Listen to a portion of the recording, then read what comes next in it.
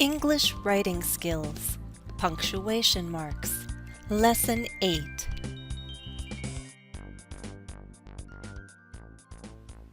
In this lesson, we'll talk about how we can use the semicolon to join independent clauses and to separate items in a series. Not all series, but I'll show you which ones. Also, we'll look at the use of a colon before an explanation or list.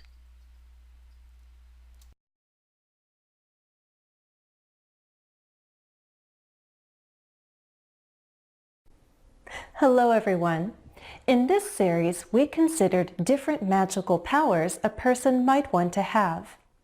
In addition, we considered some of the potential dangers of such abilities. Looking at this statement, I see the need for only one more punctuation mark. Which one? A hyphen. Recall from our last lesson that one use of the hyphen is to help us break up a word at the end of a line. Like here. Considered. Other than that, this statement looks good. We have two sentences, and here we have a transition word to show the relationship between the two ideas. Here's a statement, and now we're adding to the statement, so in addition. This kind of transition word is also called a conjunctive adverb. We can start a sentence with a conjunctive adverb, and then it's followed by a comma. But to show an even closer relationship, we can use a semicolon. It looks like a comma with a dot above it.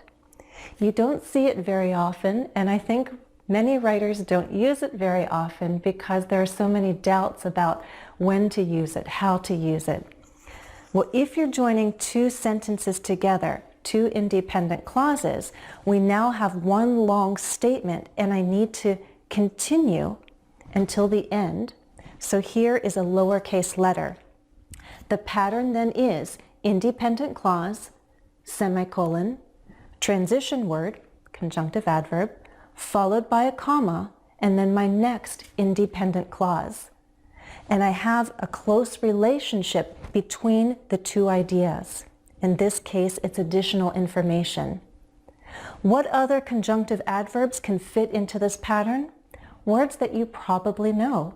However, otherwise, to show a contrast, similarly, furthermore, moreover. There are lists of conjunctive adverbs online. In any case, this is a possible pattern. You could start a new sentence with a capital letter, as we saw in the first version, or you could use the semicolon. Now, not only are there doubts about how to use this punctuation mark, there's also some doubt usually about how to pronounce it. If you go into a dictionary, you'll probably see at least two different pronunciations listed.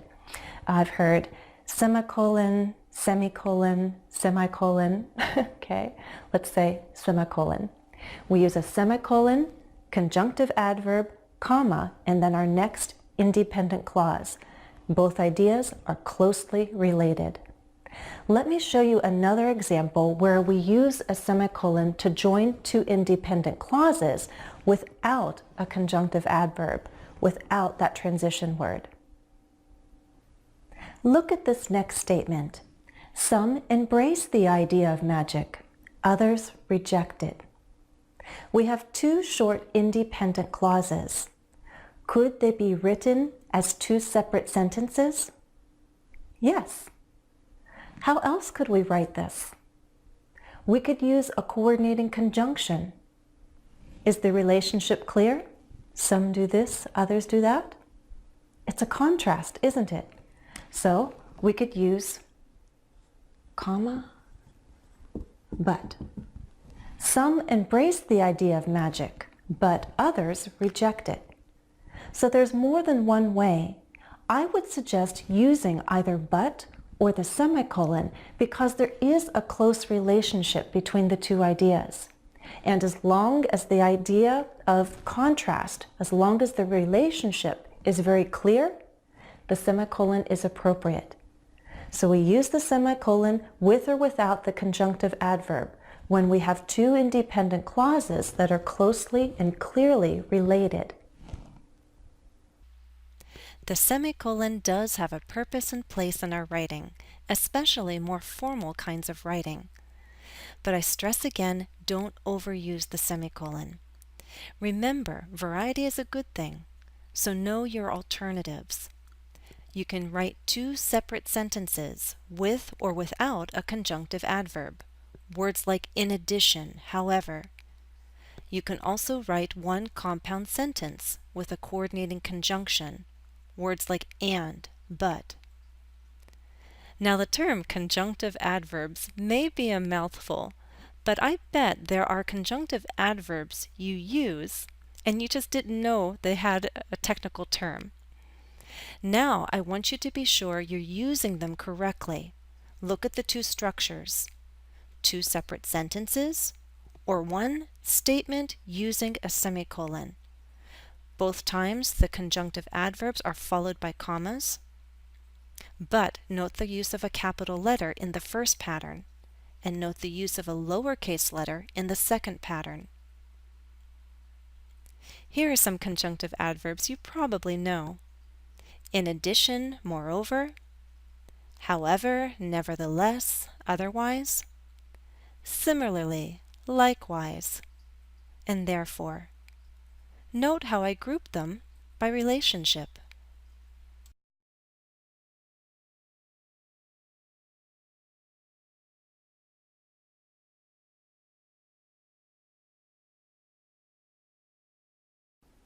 Do you remember the movie Phenomenon and the main character? The character of George Malley is meant to represent all of us.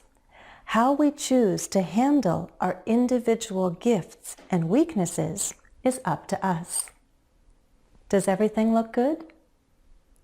Well, a lot of things do. We have a capital letter at the start of our sentence. We have final sentence punctuation. Proper nouns are capitalized. But what about the semicolon? It's true that it's joining two independent clauses, subject, verb, a long subject and a verb. But rather than two closely related ideas, I see a statement and then an explanation, a further explanation. If that's the case, the semicolon is not the best choice of punctuation marks. I would suggest using a colon. A colon looks like two dots, one above the other. So a colon can introduce an explanation. He represents all of us? In what way? Now I explain. If a colon introduces an explanation, you can start with a lowercase letter as long as that explanation is a word, a phrase, or one independent clause. If the explanation is made up of several sentences, if you're introducing a quotation that's made up of several sentences, you'll need to start that first letter of the first word with a capital letter.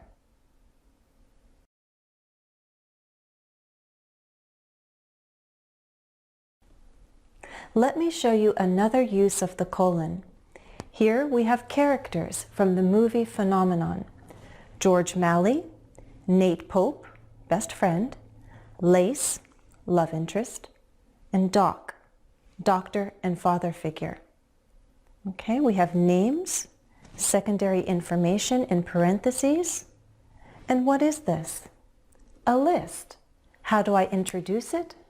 How do I present it? With a colon. So a colon can present or introduce a list, such as a cast of characters. I just told you that we could use a colon to introduce a list, but we're not always able to write that list in a column. Sometimes we have to continue writing on the same line. So we have a colon to introduce a list, in this case a list of filming locations. But what if in the series of items that we're listing, we have items that require commas? It gets confusing then trying to separate the items with commas if the items themselves need commas. such as a city, state, city, state, city, state. If that's the case, you leave the commas within the items, in this case separating city and state, and we use semicolons to show the larger divisions, the separation between this city and this one. 3 cities separated by semicolons because we're also including the state, California. Okay? So look at the use of a colon to introduce my list. I have a list of 3 locations: Sonoma, California, Auburn, California, San Francisco, California. This is the end of part 1.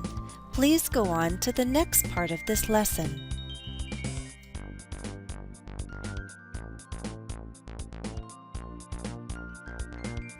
Please visit my website today at www.englishwithjennifer.com. You'll find study tips, interactive exercises, vocabulary videos, and more.